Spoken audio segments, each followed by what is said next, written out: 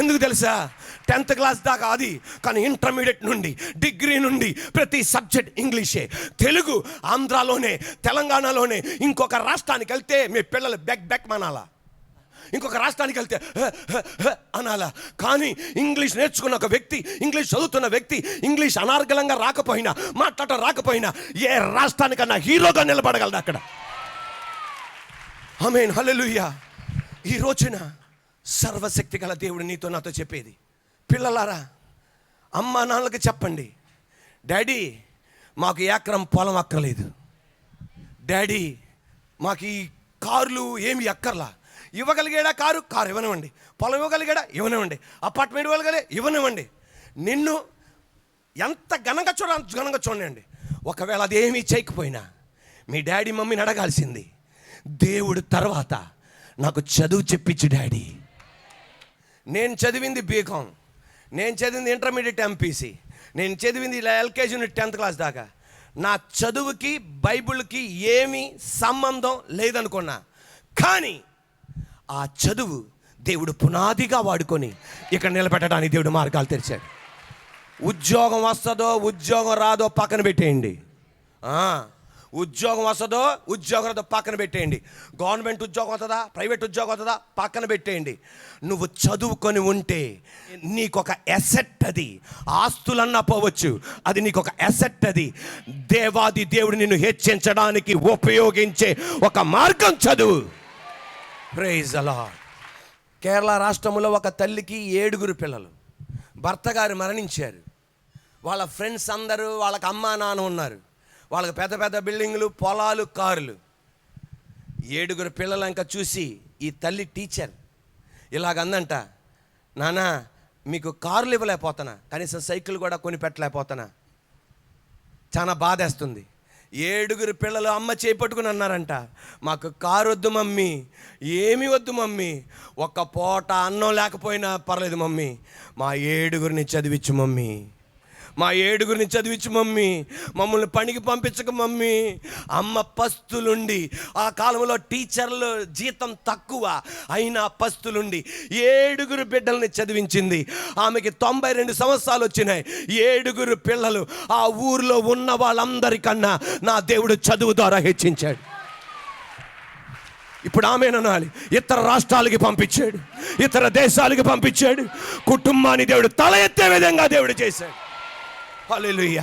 పిల్లలారా, ఈ ఊరికే మీ అమ్మ చెప్పట్లా, ఊరికే మీ నాన్న చెప్పట్లా చదవమని. వాళ్ళకి చదువు విలువ తెలిసింది.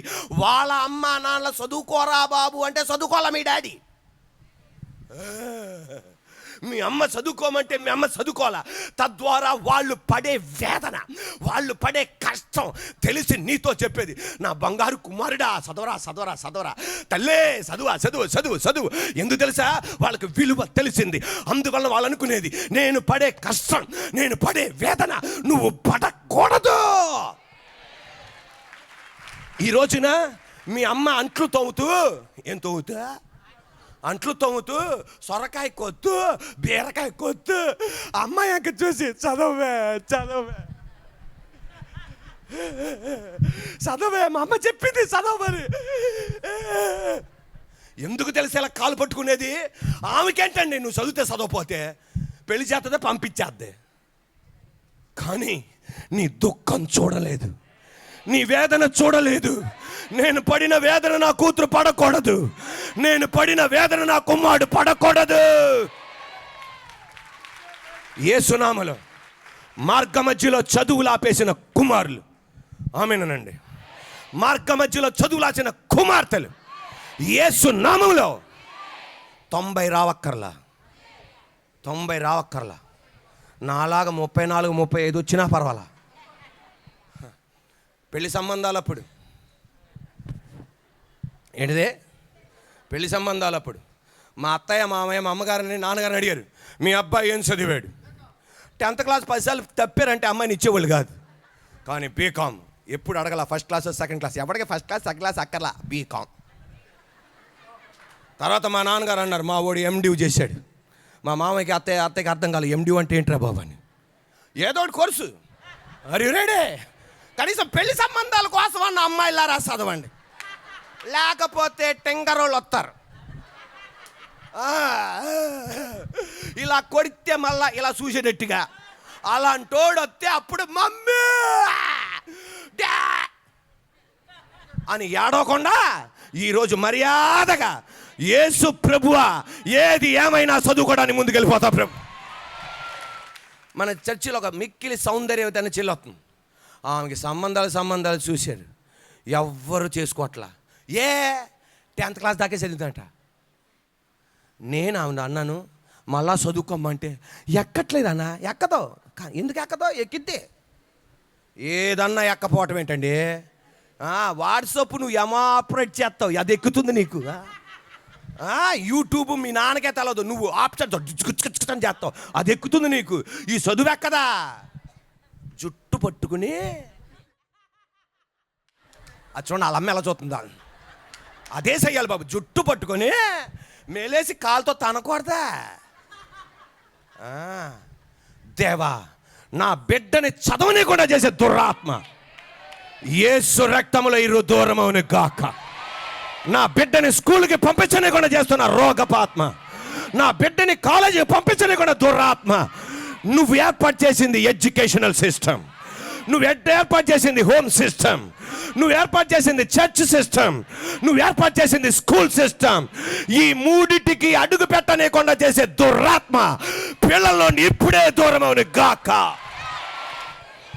హల్లెలూయా.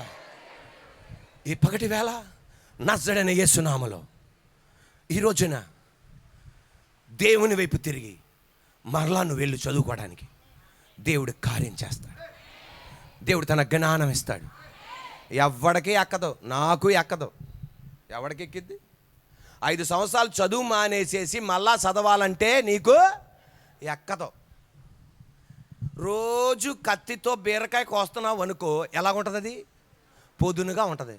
5 సంవత్సరాల తర్వాత కత్తి తీసావు అనుకో, ఎలా ఉంటుంది? అది తుప్పు పడుతుంది, మొద్దు పారిపోద్ది. కానీ మరలా ఒక్కసారి దాన్ని షైన్ చేస్తే మళ్ళా బీరకాయ అంటే చేపల కూర అంటే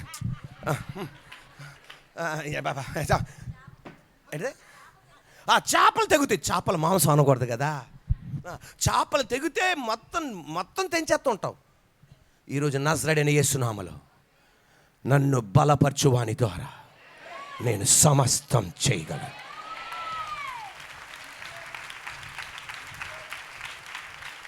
అనేక మంది తల్లిదండ్రులకు బిడ్డల్ని చదివించాలని ఉంది, కానీ డబ్బులు లేక చదివించకుండా బైండింగ్ షాప్కి పంపిస్తున్నారు, ఆఫీస్ బాయ్లుగా పంపిస్తున్నారు, ఆఫీస్ గర్ల్స్గా పంపిస్తున్నారు, సేల్స్ గర్ల్స్గా పంపిస్తున్నారు, సేల్స్ బాయ్స్గా పంపిస్తున్నారు.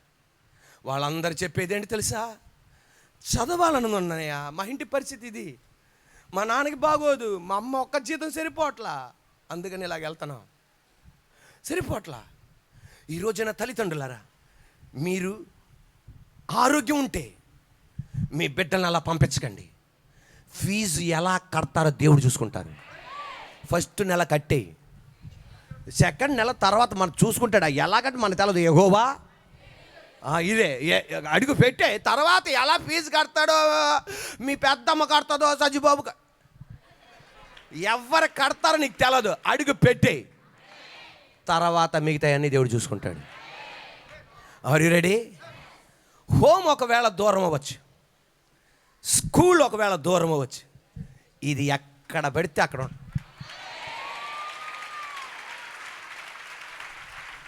హల్లెలూయా. ఆయన సన్నిధి నువ్వు ఎక్కడైనా అనుభవించవచ్చు. జ్ఞానం ఇచ్చేవాడు ఆయన, తెలివితేటలు ఇచ్చేవాడు ఆయన, సామర్థ్యం ఇచ్చేవాడు ఆయన, నిలబెట్టేవాడు ఆయన. ఈ రెండిటి మధ్యలో ఇది నీకు ప్రయారిటీగా మారిపోవాలని మన ప్రసంగాంశం. యేసయ్యా, మీరు మాకు అనుగ్రహించిన పిల్లలు అన్ని విషయములో వర్ధిల్లాలి. 1, మన పిల్లలు 3 స్థలాలలో నేర్చుకుంటారు. 1 హోమ్, 2 చర్చ్, 3 హోమ్కి స్కూల్కి మించింది. కానీ గొప్ప విశేషం ఏంటంటే అక్కడ ఉంటారు, ఎక్కడ ఉండరు జనాలు.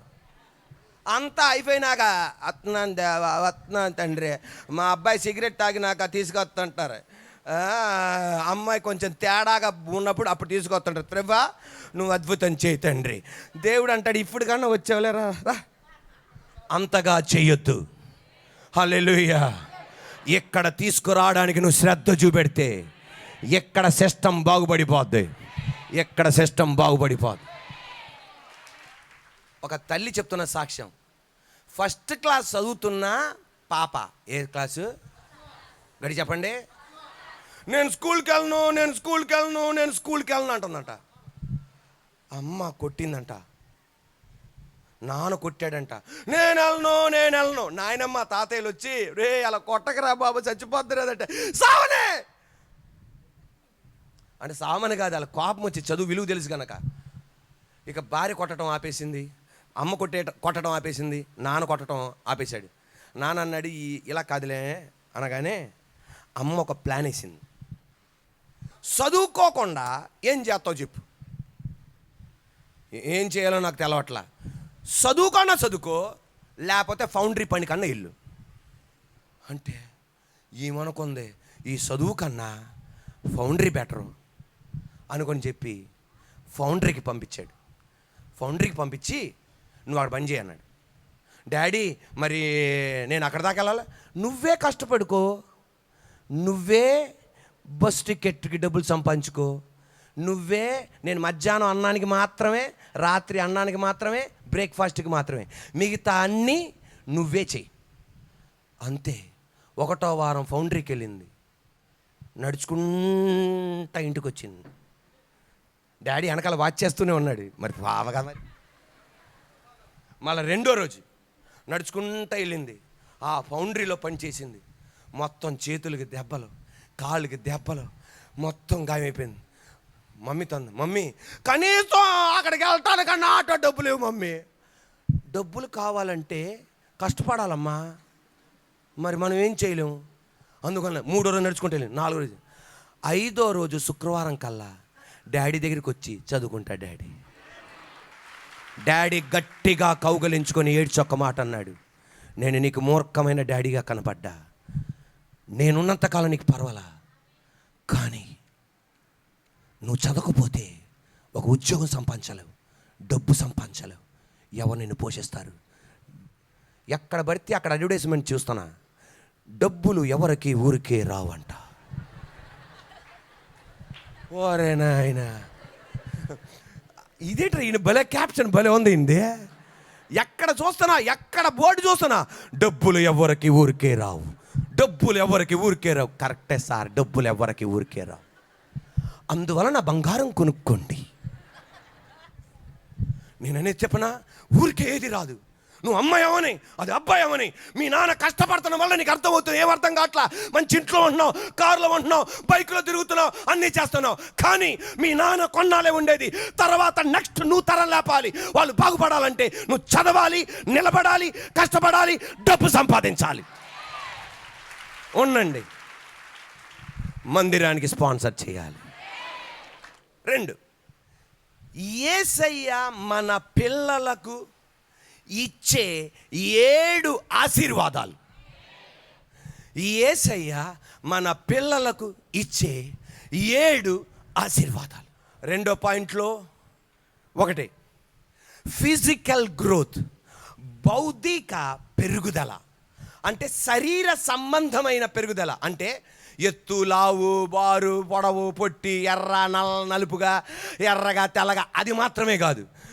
శరీర సంబంధమైన పెరుగుదల అంటే దానికి అర్థం, ఏ వయసులో ఏది జరగాలో అది జరగాలి, ఏ వయసులో ఏది జరగాలో అది జరగాలి. దాని ముందలా జరగకూడదు, దాని తర్వాత జరగకూడదు, కరెక్ట్గా నీ జీవితంలో జరగాలి.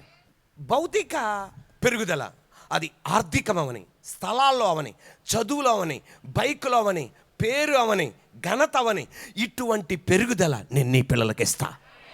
అభివృద్ధి నేను నీకు ఇస్తా, నేను నీకు ఇస్తా. దేవుని బిడ్డలారా, పిల్లలారా, ఒక మాట మీరు గమనించండి. మీ అమ్మ నాన్న కష్టపడుతున్నారు, వాళ్ళు ఒక మంచి కారులో తిరగలేదేమో, వాళ్ళు ఒక మంచి బైక్లో వాళ్ళు తిరగలేదేమో, వాళ్ళు ఒక పెద్ద ఇంట్లో ఉండలేదేమో. ఎందుకోసం తెలుసా వాళ్ళు త్యాగం చేసేది? నీ కోసం. తద్వారా దేవుడు చేసేదని తెలుసా, నిన్ను ఆశీర్వదించి నీ ఆశీర్వాదాల్లో వాళ్ళు పాలు పొందుకుంటారు. నీ కారులో వాళ్ళు తిరుగుతారు, నువ్వు కట్టిన ఇంట్లో వాళ్ళు ఉంటారు, నువ్వు విమానాలతో ఆ విమానాలు తిరుగుతారు. తద్వారా వాళ్ళు ఆశీర్వదింపబడతారు. పిల్లలారా, మిమ్మల్ని ఫిజికల్ గ్రోత్, భౌతికంగా అభివృద్ధిపరిచి నిన్ను దేవుడు దీవిస్తాడు. కొంతమంది చూడండి, పిల్లలకి మాటి మాటికి రోగాలు, మాటి మాటికి అపజయాలు. అటువంటి వాటి నుండి నా దేవుడు నేను విడుదలపరచునుగా. ఇలాంటి రోగిష్టి బిడ్డ నాకెందుకు ఇచ్చావయ్యా, ఇలాంటి రోగిష్టి పాప నాకెందుకు ఇచ్చావయ్యా అనుకుంటున్న నీతో దేవుని ఆత్మ చెప్పేది, ఇటువంటి మానసికమైన పాపను ఎందుకు ఇచ్చావయ్యా, ఇటువంటి మానసికమైన బాబు నాకెందుకు ఇచ్చావయ్యా, మాట వినని బిడ్డను ఎందుకు ఇచ్చావయ్యా, మాట వినని పాపను ఎందుకు ఇచ్చావయ్యా అని ఎప్పుడు నువ్వు తిట్టుకోవద్దు. ఇది దేవుడిచ్చిన బహుమానం, దేవుని చేతికి అప్పగించు. నా దేవుడు ఫిజికల్ గ్రోత్ దేవుడిచ్చును గాక, భౌతికమైన పెరుగుదలని బిడ్డలకు కలుగును గాక. 2, స్పిరిచువల్ గ్రోత్. నడి చెప్పండి. స్పిరిచువల్ గ్రోత్ అంటే ఆత్మీయ పెరుగుదల. నీ బిడ్డలు సెక్యులర్ స్టడీస్ మాత్రమే కాదు, ఏది కూడా ఉండాలి తెలుసా? ఆత్మ సంబంధమైనది. నీ బిడ్డలు ఒంటరితనం గుండా వెళ్తుండగా, నీ బిడ్డలు డిప్రెషన్ గుండా వెళ్తుండగా, నీ బిడ్డలు నీ ఇల్లు విడిచిపెట్టి రెసిడెన్షియల్లో చదువుతున్నారేమో, నీ బిడ్డలు నిన్ను విడిచిపెట్టి వేరే రాష్ట్రాల్లో చదవాల్సి వస్తుంది, నీ బిడ్డలు నిన్ను విడిచిపెట్టి వేరే దేశాల్లో చదవస్తుంది. అప్పుడు వాళ్ళకి కెమిస్ట్రీ కాదు, అప్పుడు సోషల్ కాదు, మ్యాథమెటిక్స్ కాదు, యెహోవా యందు భయభక్తులు కలిగి ఉన్నట్ట జ్ఞానానికి మూలం. వాళ్ళ పరిశుద్ధతగా నిలబెట్టేది ఏంటి తెలుసా? నీ తన్నుడు కాదు, నీ కరుపులు కాదు, నీ ఏడుపు కాదు. నువ్వు ఆత్మీయతలో ప్రతి ఆదివారం చర్చికి తీసుకొచ్చావే, సండే స్కూల్ తీసుకొచ్చావే, ఆ వాక్యాలు వాళ్ళ మనసులో ఉండి అపవిత్ర జీవితానికి అడుగు పెట్టకుండా దేవుడు కాపాడుతాడు. చదువు సెక్యులర్ స్టడీస్ మాత్రమే నువ్వు ఇస్తే నీ బిడ్డ నీకు దక్కదు, కానీ ఆత్మీయత కూడా నువ్వు ఇస్తే నీ బిడ్డ నీకు దక్కుతాడు, నీ పాప నీకు దక్కుతుంది. నరకానికి వెళ్ళకుండా నువ్వు వారిని కాపాడగలవు. వాళ్ళకి మంచి బిల్డింగ్లు ఇవ్వడమే కాదు నీ ధ్యేయం, మంచి చదువు ఇవ్వడం మాత్రమే కాదు నీ ధ్యేయం. అట్ లాస్ట్ ఆమెనండి, చిట్ట చివరిలో నువ్వున్న అపార్ట్మెంట్లో నీ పిల్లలు ఉండాలా? కాదు, ఉండాలా. దానికి మించి ఇప్పుడు ఆమెననాలి, నువ్వున్న పరలోకములో నీ పిల్లలు ఉండాలి. నువ్వు ఆత్మీయతలో నడిపించకపోతే నీ పిల్లలు దారి తప్పే మార్గాలు ఉన్నాయి. ఒంటరితనంలో, డిప్రెషన్లో. ఒక చెల్లి చెప్తున్న సాక్ష్యం, వాళ్ళ నాన్న అమ్మ ఎయిడ్స్ వ్యాధితో చచ్చిపోయారు, ఎవరికీ చెప్పలా. తన బెస్ట్ ఫ్రెండ్ అన్న ఆమెకి నాకు HIV పాజిటివ్ ఉందని చెప్పింది. అంతే, కాలేజీ తెలిసిపోయింది. ఏం బెస్ట్ ఫ్రెండో నాకు తెలియదు. ఆమె ఏ బెస్ట్ ఫ్రెండో నాకు తెలియదు. వచ్చి నాతో అంటది, ప్రపంచంలో ఒక బెస్ట్ ఫ్రెండ్ ఉన్నాడన్నా, ఎవరికి ఏమీ చెప్పుకోలేమన్నా. మా నాన్న ఎయిడ్స్ రోగంతో చచ్చిపోయాడు. మా నాన్న లారీ డ్రైవర్. ఆ ఎయిడ్స్ రోగం మా అమ్మకు వచ్చింది, అది నాకు వచ్చింది. నేనేం తప్పు చేశాను అన్నయ్య? చచ్చిపోదాం అనుకున్నాను అన్నయ్య, చచ్చిపోదాం అనుకున్నా. గదిలోనికి వచ్చి చెప్పిన మాట చచ్చిపోదాం అనుకున్నా. అటువంటిది దేవుని వాక్యం విన్నాక, లేదు, నన్ను విడవని ఒక తండ్రి నాతో ఉన్నాడు. నీ పిల్లలు డిప్రెషన్ గుండా వెళ్తారు, నీ పిల్లలు ఒంటరితనం గుండా వెళ్తారు. అమ్మకి దారి ఉండదు, నాన్నకి మార్గాలు ఉండవు. ఇక ఎందుకు నేను చదువుకొని అన్న పిల్లలు ఎవరికి చెప్పకుండా కుమిలిపోతుంటారు. అటువంటప్పుడు ఈ ఆత్మీయతలు నువ్వు నడిపిస్తే నీకు ధైర్యం చెప్తారు, అమ్మా మనకి యేసై ఉన్నాడమ్మా, డాడీ మనకి యేసై ఉన్నాడు. ప్రైజ్ ది లార్డ్, హల్లెలూయా. అందుకే యేసయ్య అన్నాడు మత్తయి సువార్త 4:4, మనుషుడు రొట్టె వలన మాత్రము కాదు కానీ దేవుని నోట నుండి వచ్చే ప్రతి మాట వలన. యేసయ్య కృపలన మా పాప 10th తర్వాత ఇంటర్మీడియట్ ప్రతి రెసిడెన్షియల్ కాలేజీలో వస్తున్నారు. పాపను చేర్పించండి, పాపను చేర్పించండి. ప్రతి ఒక్కళ్ళతో అన్నాను, నేను నా పాపని ఆదివారం పంపించను, అలాగైతేనే చేర్పిస్తా. ఆ డైరెక్టర్ గారు నాయంక, నువ్వు అలా చూడు ఎలా చూడు పంపి. నాకు అర్థమైంది, ఆత్మీయతే ఒక వ్యక్తిని స్థిరపరిచి అభివృద్ధిపరిచి. ఈరోజు వాక్యం వింటున్న నీతో పరిశుద్ధాత్మ దేవుడు చెప్పేది, నీ బిడ్డలు ఆ దేవునికి సమయం ఇవ్వలేని చదువు అక్కర్లే. మరి అంత ఓవర్ చేయొద్దు. నువ్వు చదివేం చేసు, ఏం చేసు దేవునికి నువ్వు సమయం ఇవ్వాలి, నీ బిడ్డల్ని ఇప్పించాలి. ఒకవేళ మరీ పరీక్షలు ఉన్నాయనుకో, ఫస్ట్ సర్వీస్కో, సెకండ్ సర్వీస్కో, థర్డ్ సర్వీస్కో, ఫోర్త్ సర్వీస్కో, సాయంత్రం సర్వీస్కో, దేవుడి కృప వలన ఏదో సర్వీస్కి తీసుకొచ్చేయాలి, సండే స్కూల్కి తీసుకొచ్చేయాలి, దేవుని వాక్యం వినిపించాలి. Are you ready? Are you ready? A physical growth, 2 spiritual growth, 3 wisdom, జ్ఞానముతో దేవుని ఆశీర్వదిస్తాడు. పుస్తకాలు చదవటం ద్వారా తెలివితేటలు వస్తాయి. యెహోవా యందు భయభక్తులు కలిగి ఉండుట జ్ఞానానికి మూలం. దేవుడు మనకేమివ్వాలా? జ్ఞానం. పుస్తకాలు చదవడం వల్ల తెలివితేటలు వస్తాయి, అందరికీ తెలివితేటలు వస్తాయి. కానీ తెలివితేటలు కలిగిన వాళ్ళు అందరూ పైకి రాలేరు, జ్ఞానం కలిగిన వాడే పైకి వస్తాడు. జ్ఞానం అనగా ఏంటిది? జ్ఞానం అనేకటం ఉన్నాయి. దాంట్లో ఒకటి మనకు అర్థం అవడానికి, సడన్గా ఒక ఐడియా పాస్ చేస్తాడు ఆయన, సడన్గా ఒక తలంపు పాస్ చేస్తాడు, అది పట్టుకుంటే చాలు బయటకు. ఆ జ్ఞానం నేను నీకు ఇస్తా. ఒక కాలేజీలో ఒక క్లాస్ వాళ్ళు ఒక ప్రొఫెసర్ గారి కింద 10 మంది ఉండేవాళ్ళంట. 10 మంది ఆయన చెప్పిన పుస్తకాలన్నీ చదివారంట. ఇంటర్వ్యూకి వెళ్తే 10 మందిలో 10 మంది సెలెక్ట్ అవుతారనుకున్నారు. 10 మంది సెలెక్ట్ అవ్వాల, ఒక అతనే సెలెక్ట్ అయ్యాడు. ఎందుకని? 10 మంది తెలివితేటలు ఉన్నాయి, ఒక్క వ్యక్తికే జ్ఞానం ఉంది. ఆ ఇంటర్వ్యూ అడుగుతున్నప్పుడు, ఆ ప్రశ్నలు అడుగుతున్నప్పుడు అందరూ చెప్పలేరు, ఎవరు చెప్పగలడు? ఆ జ్ఞానం దేవునికి ఇచ్చి ఆస్వాదిస్తాడు. నీ బిడ్డల మీద ఆ జ్ఞానం కలుగును గాక, నీ బిడ్డల మీద జ్ఞానం కలుగును గాక, ఆ ఆశీర్వాదం కలుగును గాక, నీ పాప మీద కలుగును గాక, మీ బాబు మీద కలుగును గాక, నీ పిల్లల మీద కలుగును గాక. Praise the lord. మీలో ఎవరికైనా జ్ఞానం కొద్దుగా ఉన్న ఎడలా నన్ను అడగండి, ధారాళంగా ఇస్తా. బెల్ట్ పెట్టి కొట్టండి అనలా, ఏమనలా? బెల్ట్ పెట్టి కొట్టండి అనలా, కాలు పెట్టి కొట్టండి అనలా, వాళ్ళని రంపం పెట్టి కోసేయండి అనలా, ఒక రాత్రి అన్నం పెట్టకుండా ఉండండి అనలా. నా దేవుడు చెప్పేది, నన్ను అడగండి, నేను నీ బిడ్డలకి ఇస్తా. ఇప్పుడే యేసు నామములో 2 పిల్లలు కలిగిన వాళ్ళందరూ 2 చేతులు పైకెత్తి, పిల్లలు కూడా 2 చేతులు పైకెత్తి ఈ మాట చెప్పండి. యేసయ్యా, యేసయ్యా, నువ్వు చెప్పావు నన్ను అడుగు జ్ఞానం ఇస్తావని. యేసు నామములో నా పిల్లలకి జ్ఞానం ఇవ్వండి అయ్యా. యేసయ్యా, యేసయ్యా, నా పిల్లలకి జ్ఞానం ఇవ్వండి అయ్యా. Praise the lord. 1 physical growth, 2 spiritual growth, 3 wisdom, 4 ఆశీర్వాదం, గ్రేస్ ఆఫ్ గాడ్, దేవుని కృప. దేవుని కృప నీ బిడ్డల మీద ఆశీర్వాదంగా ఇవ్వబోతున్నాడు ఆయన. కృప అన్న మాటకు అర్థం ఏంటి? అర్హత లేని వాడికి అర్హత కల్పించేదే కృప. అంటే మీ అబ్బాయి ఆ స్థానానికి వెళ్ళాలా, ఆ స్థానానికి వెళ్ళాలంటే ఈ చదువు ఉండాలా, ఆ స్థానానికి వెళ్ళాలంటే ఈ సామర్థ్యం ఉండాలా, ఆ స్థానానికి వెళ్ళాలంటే ఇది ఉండాలా, ఇవి ఉంటేనే ఆ స్థానానికి వెళ్ళగలరు. కానీ నా యేసయ్య అనేది అవి ఏది లేకుండా నేను అక్కడ తీసుకెళ్ళాడు అనుకో, దాన్ని ఏమంటారు? అటువంటి కృప నీ బిడ్డలకి ఆశీర్వాదంగా నింపబోతున్నాడు. నీ బిడ్డల మీద దేవుని కృప ఉండును గాక, నీ బాబు మీద కృప ఉండును గాక, నీ పాప మీద కృప ఉండును గాక, నీ 2 అబ్బాయిల మీద కృప ఉండును గాక, నీ పాప మీద కృప ఉండును గాక, నీ పాప మీద కృప ఉండును గాక, నా మీద కృప ఉండును గాక.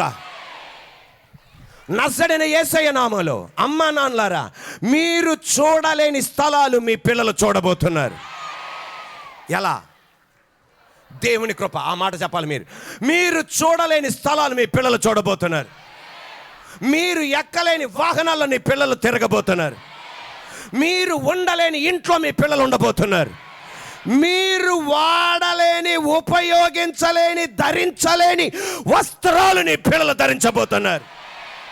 నీకు లేని సౌకర్యాలు నీ పిల్లలు కలగబోతున్నాయి. నీకు లేని పేరు నీ పిల్లలు కలగబోతున్నాయి. నీకు లేని ఐశ్వర్యం నీ పిల్లలు కలగబోతుంది. నీకు కలగలేని భూములు నీ పిల్లలు కలగబోతుంది. నీకు లేని ఆరోగ్యం నీ పిల్లలు కలగబోతుంది. నీకు లేని ఘనత నీ పిల్లలు కలగబోతుంది. ఎస్, ఆ దేవుని కృప నీ మీద పడును గాక in the name of Jesus. దేవుని కృప గొర్రెల కాపరిని సింహాసనం తీసుకెళ్ళింది.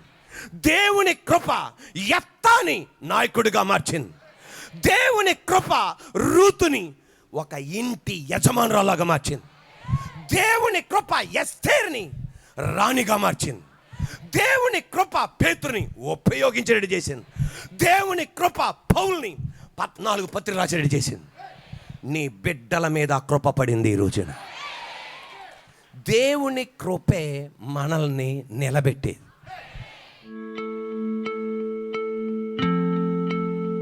పరలోకన్న మా తండ్రి పరిశుద్ధాత్మదేవా, ఈ పగటి వేళ ఎందుకు పనికిరాన నిలబెట్టి మీరు వాడుకున్న విధానం బట్టి స్తోత్రం. యేసయ్యా, మీరు మాకు అనుగ్రహించిన పిల్లలను అన్ని విధములుగా అభివృద్ధి వర్ధిల్ల చేయండి రాజా. 3 స్థలాలు, హోమ్లో నేర్చుకుంటారు, చర్చిలో నేర్చుకుంటారు, స్కూల్లో నేర్చుకుంటారు. 2, 7 ఆశీర్వాదాలు మా బిడ్డల మీదకి పంపించున్నావు. Physical growth, spiritual growth, wisdom, grace of God, favour of men, the hand of the Lord, the Holy Spirit of God. ఆ 7 ఆశీర్వాదాలకి మమ్మల్ని వారసులుగా చేసేందుకు స్తోత్రం. మా పిల్లల్ని ఇంకా వారసులుగా చేసేందుకు స్తోత్రం తండ్రి.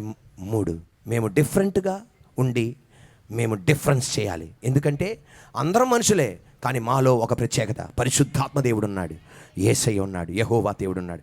దేవా, ఒక డిఫరెన్స్ చూపెట్టి కృప దయచేయి. పరిశుద్ధాత్మ దేవా, ఈ పగటి వేళను నిలబెట్టి వాడుకున్న విధానం బట్టి స్తోత్రం. నీకు మహిమ చెల్లిస్తూ యేసు నామమున తండ్రి, ఆమేన్. ఎవరు చెప్పారు నీ కుటుంబం బాగుపడదని? ఎవరు చెప్పారు నీ భర్త మారడని? ఎవరు చెప్పారు నీకు పిల్లలు కలగరని? ఎవరు చెప్పారు ఆ రోగము తగ్గదని? ఎవరు చెప్పారు ఆ ఉద్యోగం పొందలేవని? ఎవరు చెప్పారు ఆ ప్రమోషన్ నీకు దొరకదని? ఎవరు చెప్పారు నీకు పరిచర్యలో అభివృద్ధి పొందలేవని? ఎవరు చెప్పారు ఆ వ్యాపారం నువ్వు చేయలేవని? ఎవరు చెప్పారు నువ్వు చదువుకోలేవని? ఎవరు చెప్పారు ఈ అప్పుల ఊబిలో నుండి బయటికి రాలేవని? ఫిలదెల్ఫియా ఏజీ చర్చ్ వారు నిర్వహించు యేసుతో ఆరాధన విజయవాడ విద్యాధరపురం ఆర్టీసీ డిపో ఎదురు రోడ్లోని ఫిలదెల్ఫియా ఏజీ చర్చిలో జరుగును. దేవుని కృప వలన ప్రతి ఆదివారం 4 ఆరాధనలు జరుగును. మొదటి ఆరాధన ఉదయం 6 గంటలకు, రెండవ ఆరాధన ఉదయం 8 గంటలకు, మూడవ ఆరాధన ఉదయం 10 గంటలకు, 4వ ఆరాధన మధ్యాహ్నం 12 గంటలకు మరియు ప్రతి శుక్రవారం ఉదయం 7 గంటలకు యూత్ లైవ్ మరియు ఉదయం 10 గంటలకు ఉపవాస ప్రార్థన జరుగును. రండి, యేసయ్య మీ నిందకు ప్రతిగా రెట్టింపు ఘనతను ఇచ్చును. మా ఫోన్ నంబర్స్ 9701-100-400 మరియు 9704-100-400.